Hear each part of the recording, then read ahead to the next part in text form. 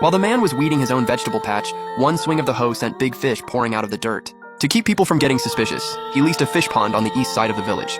With that fish spring at home, he made money hand over fist. But that caught the village chief's jealous eye, and the very next day, he brought his brother-in-law over to raise the rent. Next year's pond lease is going up to $60,000. If you don't agree, then give up the pond. Without hesitation, I said, fine.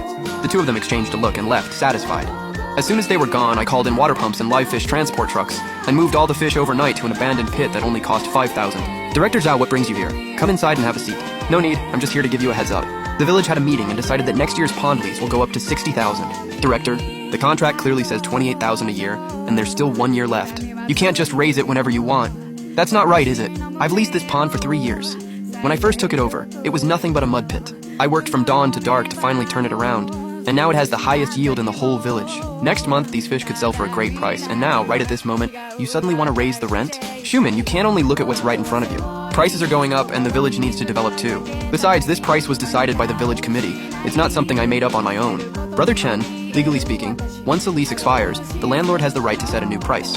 That's normal market practice. If you can't accept the new price, you can choose not to renew. But the old contract states very clearly that after the contract expires, all attachments inside the pond belong to the village collective. In other words, if you don't renew, every fish in this pond stays here. You can't take a single one. Shuman, think about it. This pond of fish is worth at least over 100,000, right? We're only asking for 60,000. You still make tens of thousands. That's not bad. You can't be too greedy. You've got to let the village get a little benefit too. Besides, if you agree quickly, we're still good neighbors. But if you refuse to see reason, then we'll have to follow the rules. If things get ugly, that won't be good for anyone. I understood. At this point, nothing I said would matter. Since they broke their word first, I had no reason to keep playing nice. Fine, I got it. That's more like it. Shuman, you're a smart man. I knew you understood the bigger picture. Here's what we'll do. I'll give you 3 days to get the money ready. In 3 days, bring the money to the village office and sign the contract. 60,000, even robbery isn't this blatant. Secretary Huang, that abandoned quarry pit behind your village, its rent is 5,000 a year, right? That quarry pit is fed by a live spring, and the water quality is 100 times better than this muddy pond. I didn't want it before because it was too far, but now it's perfect. Shuman, yeah, it's empty. That broken pit has been abandoned for 7 or 8 years. Why are you asking? I'll lease it. I'll come sign the contract right now. Shuman, you'd better think this through. That place is deep enough, but it's not easy to raise fish there. It's fine, I have a way.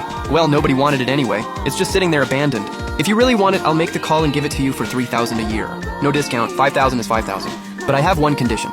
The contract must be for 3 years in black and white. No rent increase for these 3 years. Whoever breaks the contract pays 10 times the penalty.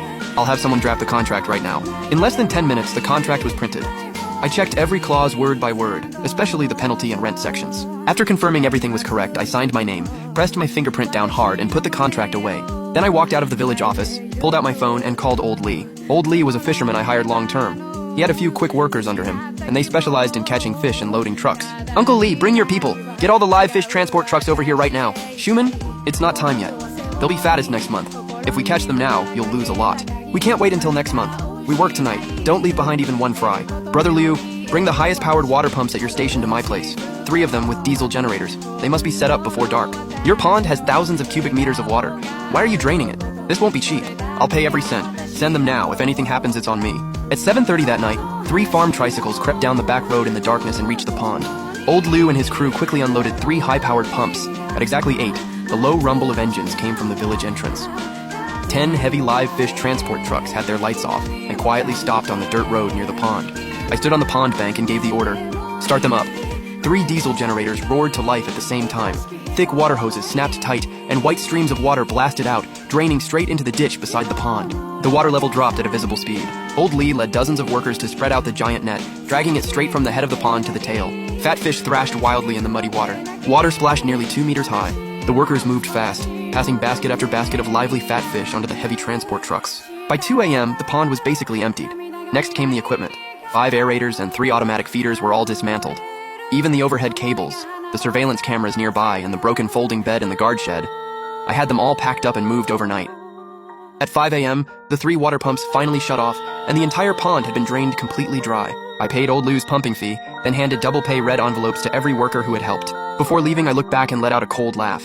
I wonder what Zhao Guifa will think when he comes back and sees this total mess. Sure enough, just after dawn the next day, Zhao Guifa came toward the pond again with Zhao Xiaojun.